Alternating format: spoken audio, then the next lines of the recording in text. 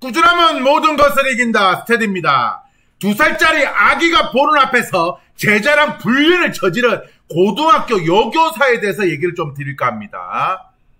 자, 아내 속옷, 고3 제자 체기, 도대체 어떤 일이 있었을까요? JTBC 사건반장 출처입니다.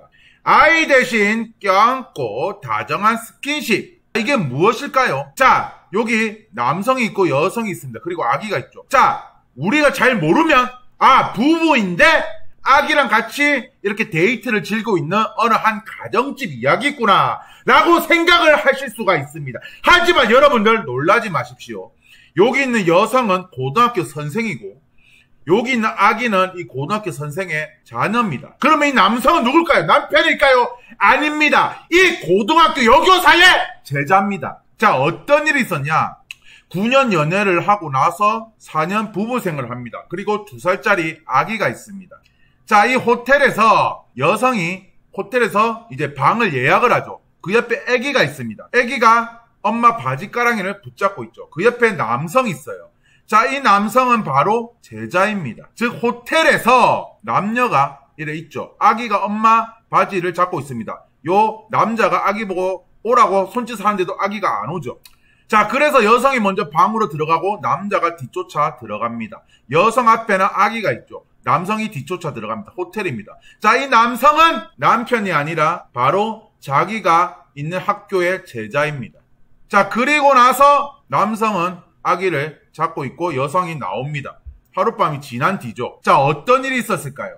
자, 이렇게 뽀뽀도 합니다. 자, 어느 학교의 여교사가 제자랑 뽀뽀를 합니까?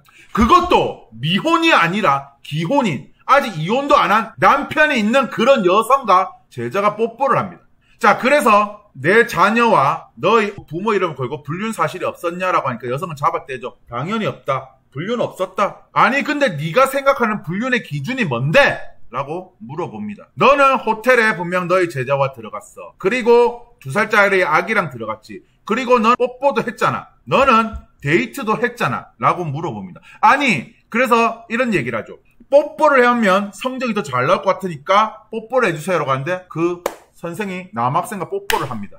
그리고 호텔에서 하룻밤이 지나고 나서 나온다면 불륜일까요? 불륜이 아닐까요? 자, 세상 천지에 어느 여교사가 제자랑 하룻밤을 자고 나옵니까? 자, 더 대박은 있습니다. 그래서 남성이 빡쳐서 짐을 챙기고 나옵니다. 자, 짐을 챙기고 나오다 코스프레 의상을 발견해요. 우리가 흔히 보는 그 성인물 비디오에 나오는 그런 짧은 교복 형태의 그런 옷이 나옵니다. 코스프레가 나옵니다. 자, 이 코스프레가 무엇이냐 물어봅니다. 그래서 아내한테 따지죠. 그 코스프레는 언니의 것이다. 언니가 주문한 거다. 계속 물어보니까 결국에는 무엇이라고 하냐면 남편과의 관계가 안 좋아서 회복을 위해서 고민하다가 서프라이즈로 시도해보려고 구매해둔 거랍니다. 그래서 남성은 혹시나 싶어서 속옷에 묻은 DNA를 확인해 봅니다. 그래서 검체 1번, 2번, 3번, 4번, 5번 있죠. 자, 1번은 이 교복입니다. 두 번째는 와이프의 속옷입니다. 세 번째는 남편의 몸봉. 네 번째는 아내의 칫솔. 다섯 번째는 담배꽁초입니다. 자, 그래서 검사를 해봅니다. 자, 어떻게 나오느냐. 교복 상의, 그리고 여성용 속옷, 그리고 아내의 칫솔에서 동일의 DNA가 나옵니다. 즉 여성의 DNA겠죠. 남편의 면봉을 확인해 보니까 남편의 여성의 코스프레에 검출되지가 않습니다. 그래서 남편은 경찰한테 그러면 그 제자의 체액이나 DNA가 묻어있을 거 아니냐고 검사를 해보자고 합니다. 당연히 그 제자는 협조를 안 해줍니다. 그래서 남성은 어떻게 하느냐. 그 제자가 사는 곳에 가서 담배꽁초를 가지고 조사를 합니다.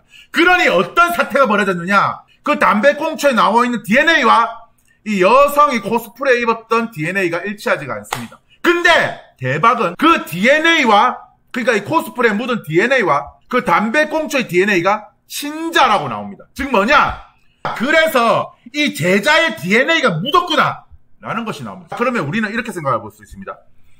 그 2살짜리 아기가 보는 앞에서 여교사와 제자가 성관계를 하는 거죠. 성관계도 그냥 성관계 하는 게 아닙니다. 이런 옷에 코스프레 입었겠죠. 그럼 당연히 성관계를 하면서 우리가 질레사정이라는 걸 합니다. 그러다 보면 질레사정 하고 나서 씻어도 팬티를 보면 그 안에 DNA가 묻겠죠. 그러다 보니까 이 남성은 어떻게 생각하냐면 이 코스프레를 입은 상태에서 그 제자와 성관계를 맺었다는 생각을 가지게 됩니다. 그것도 내 아들이 보는 눈앞에서. 그러자 이 여성은 무엇이라고 하냐면 불륜 사실에서 부인하고 남편이 폭력적이고 경제적으로 무능력하기 때문에 불화를 겪었다라고 주장합니다. 그리고 이 와이프는 대형 로펌을 선임했다라고 하죠. A씨는 아내와의 갈등을 공개한 이유에 대해 아들을 양육하면서 이용 소송 중이라고 합니다. 그리고 자기 와이프는 곧 교직에 복귀할 계획이라고 하죠. 그래서 이 제자를 이성으로 보고 성관계를 맺는 이런 교사가 과연 교단에 돌아가서도 되겠냐라는 부분입니다. 당연히 댓글을 보면 여교사는 교육청 감사까지 신고를 하고 파면해야 되고, 자, 애도 있는, 당연히 애도 없고 미혼인 여교사가 어떻게 뭐 성적을 매길 수 있는 그런 위치에 있는 교사가 남학생 제자와 성관계를 맺는다. 이거는 당연히 있을 수도 없는데, 기혼인, 아직 이혼도 하지 않은 여성이 자기 애기를 데리고 가서 그 앞에서 성관계를 맺었습니다. 그러면 이거는 무엇이냐면 어떤 선생과 제자에 대한 상도덕도 어긋난 거고, 내 새끼가 보는 앞에서 불륜을 저지른 겁니다. 즉 아동 학대인 겁니다. 자, 호텔 로비에서 껴안고 뽀뽀를 하는데 호텔방에서 아무것도 안 했다고요? 일본 성인물에서 나오는 그런 교복 코스프레까지 구입했다면서요. 자, 2살 아들 접견권도 절대 주면 안 되는 거죠. 그리고 고딩 아들에게 대한 상간남 위자료까지 다 받아야 됩니다. 그리고 학교 교육청, 그리고 학교까지 다 까발려야죠. 그리고 학부모들한테도 다 알려야 됩니다.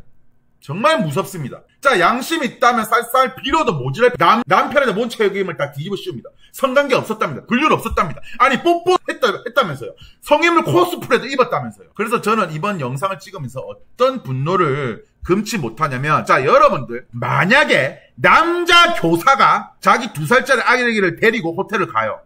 자, 19살 여학생을 데리고 들어갑니다. 그러면 남편의 속옷에서 그 여학생 책이 나온다면 그 여학생 부모가 가만히 있을까요? 교육청이 가만히 있을까요? 학부모들이 가만히 있을까요? 그 학교가 가만히 있을까요? 저는 사법부가 올바른 판단을 내릴 거라 믿습니다. 여교사라서 봐주는 것이 아니라 성별에 따라 차별이 아닌 형평성에 맞게 저는 처벌을 내려달라, 그렇게 판사님께 저는 하고 싶습니다. 판사님, 이번 사건은 여교사가 아니라 교사가 제자랑 성관계를 맺었습니다. 그것도 자기 2살짜리 아기가 보는 앞에서 했습니다. 전 사법부가 올바른 판단을 내릴 거라고 저는 믿습니다. 제대로 된 판결을 내릴 거 주시기를 저는 간곡히 부탁드리면서 이번 영상을 마치도록 하겠습니다. 꾸준함은 모든 것을 이긴다고 생각합니다. 예, 스테디였습니다. 제 영상이 유익하셨다면 구독과 좋아요 부탁드리겠습니다. 감사합니다.